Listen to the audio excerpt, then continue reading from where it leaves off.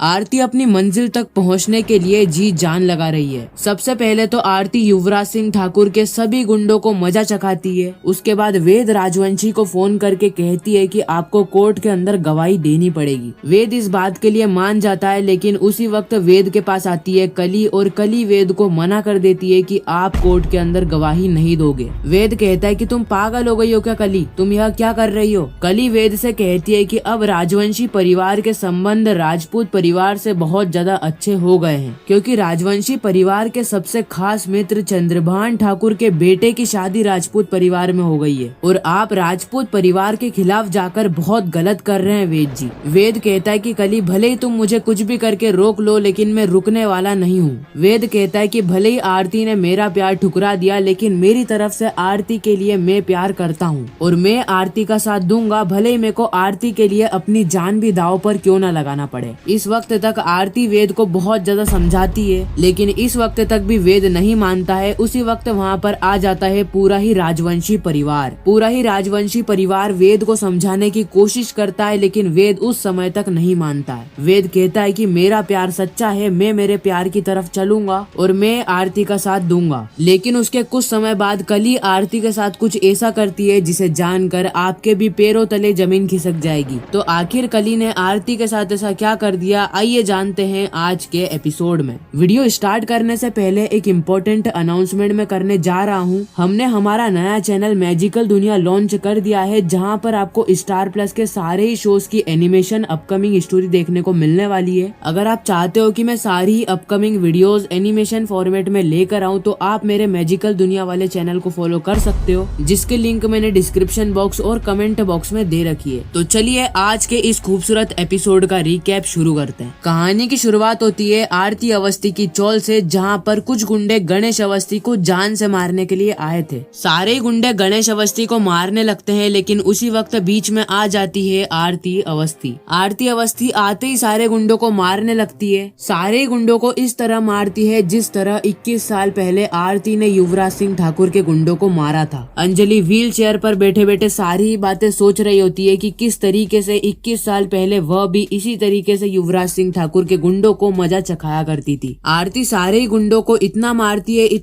है कि सारे ही गुंडे चौल छोड़कर वहाँ से भाग जाते हैं। लेकिन उन सभी गुंडों में से एक गुंडे का फोन आरती अवस्थी की चौल में ही रह जाता है, जो कि आरती अवस्थी के लिए एक बड़ा सबूत बन सकता था। आरती सबसे पहले दौड़ी दौड़ी जाती है अपनी मम्मी के पास और आरती अंजलि से कहती है कि मम्मी आप ठीक तो हो ना। आपको पता है 21 साल पहले आपकी ऐसी हालत जिसने करी थी, जो इंसान मेरे पापा की मौत का कारण बना, जो इंसान मेरे को जान से मारने की कोशिश कर रहा था, वह इंसान आज नानू को जान से मारने के लिए आया था। अंजलि इस वक्त तक कुछ नहीं कहती है, क्योंकि अंजलि की हालत ही ऐसी है और गुंडों को मारने के चक्कर में आरती का टल्ला अंजलि को लग जाता है, जिसकी वजह से अंजलि वहीं पर ही गिर जाती है। आरती अंजलि को संभालती है, अंजलि को ठीक ठाक बिठाती है और अंजलि से सवाल जवाब कर रही होती है कि मम्मी यह गुंडे कौन थे, 21 साल पहले आपका दुश्मन कौन था। सारी चीजें आरती अंजलि से पूछने लगती है, लेकिन उसी वक्त हम देखते हैं कि वहाँ पर एक फोन बजता है और वह फोन और किसी का नहीं बल्कि सभी गुंडों में से एक गुंडे का था। गणेश अवस्थी फोन को देखते हैं जहाँ पर फोन बज रहा होता है। गणेश अवस्थी सबसे पहले चश्मा लगाते हैं और फटाफट फोन को उठाते हैं। जैसे ही गणेश अवस्थी फोन को उठाते हैं, उतनी ही देर में युवराज बोलता है, जन्माष्टमी का प्रोग्राम निकल गया। मैंने तुमको कहा था ना कि जन्माष्टमी से पहले ही मुझे गुड न्यूज दे देना। मैंने तुम्हें कितना समझा के भेजा था कि जन्माष्टमी से पहले ही गणेश अवस्थी का खेल खत्म कर देना, गणेश अवस्थी को जान से मार देना। लेकिन तुमने फिर भी अभी तक गणेश अवस्थी को नहीं मारा। मेरे इतने समझाने के बावजूद भी तुम गणेश अवस्थी को नहीं मार पाए। गणेश अवस्थी ने मेरी आवाज सुन रखी है और अगर गणेश अवस्थी ने मेरी आवाज के बारे में सभी को बता दिया ना, तो मेरी शामत आ जाएगी। सबसे पहले मुझे फटाफट गुड न्यूज सुना दो,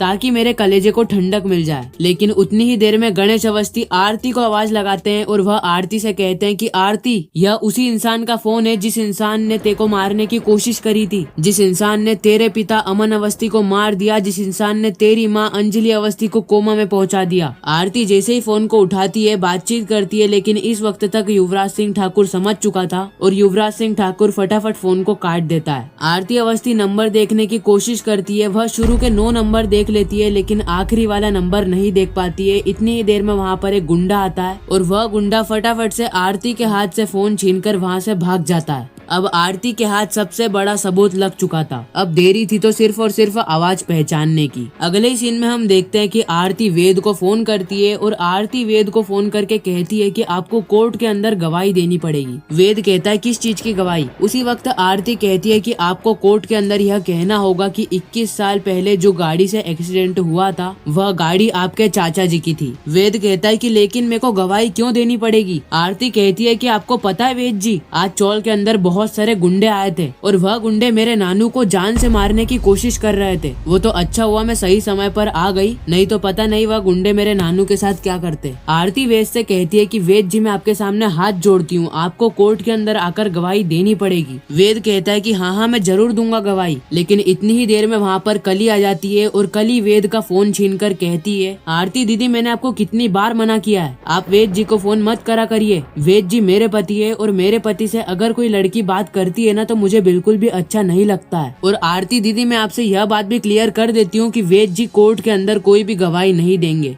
मैं आपसे पहले भी कह रही थी और अभी भी कह रही हूँ मेरे पति वेद जी से दूर रहा करिए। आरती कली से कहती है कि कली मैं तुम्हारे सामने भी हाथ जोड़ती हूँ, जो एहसान मैंने तुम्हें दिखाया है वह एहसान कृपया करके तुम मुझे दिखा दो ना। तुम भले ही मेरा एहसान भूल जाओ लेकिन मैं तुम्हारा एहसान जिंदगी भर नहीं भूलूंगी। कली कहती है कि क्या होगा ऐसे एहसान से जिस एहसान से मेरे ही परिवार की बेइज्जती हो रही हो, जिस गवाही से हमारा ही परिवार फंस जाए। और मैं आपको यह बात भी क्लियर कर देती हूँ कि अब राजवंशी परिवार का रिश्ता राजपूत परिवार से जुड़ चुका है, क्योंकि राजवंशी परिवार के सबसे खास मित्र चंद्रभान ठाकुर के बेटे की शादी राजपूत परिवार में हो चुकी है। अब हमारा रिश्ता और भी ज्यादा गहरा हो चुका है। आरती कली को समझाने की बहुत ज्यादा कोशिश करती है लेकिन कली इस वक्त तक भी नहीं मानती है और कली इतना कहकर फोन काट देती है कि वेद जी कोर्ट के अंदर गवाही नहीं देंगे। लेकिन उसी वक्त वेद कली से कहता है कि मैं कोर्ट के अंदर गवाही दूंगा क्योंकि अंजलि मेरा सच्चा प्यार है। भले ही तुम्हारी शादी मुझसे हो चुकी है लेकिन असली प्यार तो मैं आरती से ही करता हूँ। भले ही आरती के लिए मुझे अपनी जान भी दांव पर क्यों न लगाना पड़े, आरती के लिए मैं मर मिट जाऊंगा लेकिन आरती को यह केस जिता कर रहूंगा। अगले ही सीन में हम देखते हैं कि आरती गणेश अवस्थी से सारे ही नंबर ट्राई करवा रही होती है क्योंकि 10 नंबर में से ही कोई एक नंबर है जिसने आरती की माँ की ऐसी हालत कर दी और आरती के पिता को हमेशा हमेशा के लिए भगवान के घर पहुँचा दिया। आरती सारे ही नंबर ट्राई करती है जिसमें से एक भी नंबर नहीं लग रहा होता है। अब आखिरी के 4 नंबर बचे थे और इन 4 नंबर में से ही कोई एक नंबर था। आरती सारे नंबर को ट्राई करती है लेकिन उसमें से कोई भी नंबर नहीं लगता है। आरती आखिरी नंबर ट्राई करने जा ही रही होती है लेकिन इतनी ही देर में यह खूबसूरत सा एपिसोड यहीं पर ही खत्म हो जाता है। बाकी आने वाली कहानी बहुत ही ज्यादा इंटरेस्टिंग होने वाली है जहाँ पर कली आरती को एक वचन देगी जिस वचन के चलते आरती कभी भी वेद से बात नहीं कर सकती है। लेकिन हम देखने वाले हैं कि कोर्ट के अंदर कानूनी वेद को अपनी हिरासत में ले लेगा। बाकी आज का यह स्पेशल एपिसोड यहीं पर ही खत्म होता है। आपको यह वीडियो कैसी लगी नीचे कमेंट करके जरूर बताना और हमारे सेकंड चैनल मैजिकल दुनिया को भी जरूर सब्सक्राइब करना। वहाँ पर आपको एनिमेशन में स्टोरी देखने को मिलने वाली है। मैं मिलता हूँ किसी नेक्स्ट इंटरेस्टिंग वीडियो में, जब तक के लिए गुड बाय।